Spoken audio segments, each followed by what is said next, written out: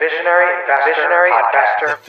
Investor Podcast. I'm your host, Andrew Marks, and I'm a stock market wealth investment mentor, speaker, and entrepreneur who has a passion for all things stock market investing, diving deep into quantitative and qualitative analysis, creating formulas and calculations that optimize stock market investing, and creating a life that fits your biggest and wildest dreams. You're in the right place if you're ready to tap into some investing strategies that aren't taught without getting a degree, working for an investment firm, and some that aren't even taught anywhere else in the world.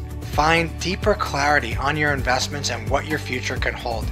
Strengthen your understanding of recessions, stocks, and your money, and learn the tools to accelerate your investments and wealth. You're here to be a visionary investor, not an average one. A passionate disruptor with uncommon goals in the investing world. It doesn't matter where you are in your investing journey. You're never too late to become a successful investor, and I'm here to help you do that. Let's get into the investing flow.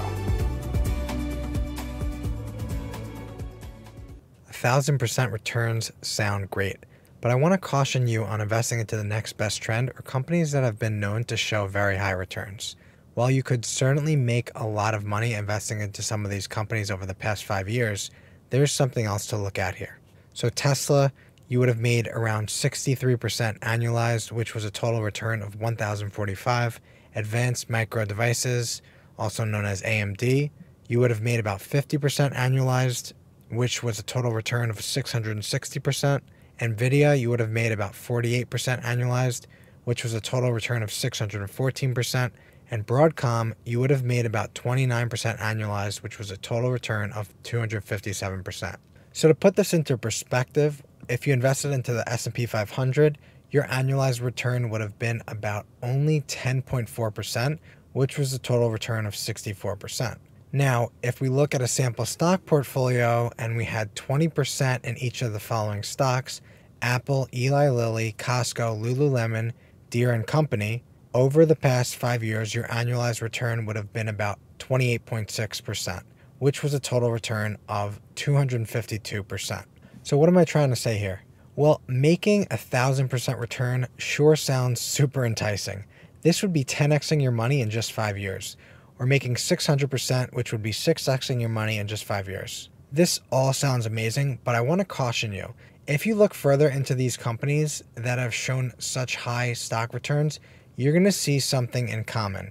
Tesla, AMD, Nvidia, and Broadcom all have had individual risk levels above 20% based on downside standard deviation. I consider this high, and let me explain why. First off, downside standard deviation, which you've probably heard me talking a lot about, is looking at how spread out the negative returns are to measure risk. So we notice the higher the negative returns are, the higher the level of risk. When we look through their negative returns over the past 5 years, there were months where at least one stock of the 4 that I mentioned had negative returns of 20%, 30%, and one of them even had a month with a negative 40+% return. So while these stocks could have yielded you very high returns overall over the past 5 years, an investor would really have to be able to stomach these negative returns, these negative price swings. That's really serious. There's a lot of volatility here. Now, could you imagine seeing that one company you own is up a ton and then all of a sudden it's down 40% in 1 month, even 30%? That is a big, big swing. And that's really hard to handle as a long-term investor, in all honesty. Now, if we look at the average drawdown between these 4 companies around the 2020 recession, from January 2020 to the end of April 2020, it was about 45% of a downturn on average. Now let's take a look at the sample portfolio I was talking about before. Apple, Eli Lilly, Costco, Lululemon, Deere and Company. There were 0 months over the past 5 years where even one of these stocks had a negative 20% monthly return. Further, none of these companies had risk levels using downside standard deviation on a monthly basis for the past 5 years above 20%. So why am I talking about this? When you look closer at these 5 stocks in a portfolio together and you give each stock an equal weight of 20%, due to how well the companies work together, they're actually able to reduce risk. So the portfolio here would have had a downside standard deviation of only 5.4% over the past 5 years. This is the power of portfolio optimization. When you put assets that work well together, they actually can reduce your risk and increase your maximum return. And this probably could have been optimized even further. I'm just doing it for simplicity here. So this means that the level of risk was very low over the past 5 years for this sample portfolio that anyone could have created. Now, many people don't even know these types of portfolios exist or how to create them. So they just don't. And others will tell you it's incredibly risky to own just a few stocks. This is why it's so important to always do additional research to understand the company, their risks and competition, their management team, the industry, and even their ability to weather a storm such as a recession. So now the average drawdown between these 5 companies around the 2020 recession, again from January 2020 to the end of April 2020, was about 30%.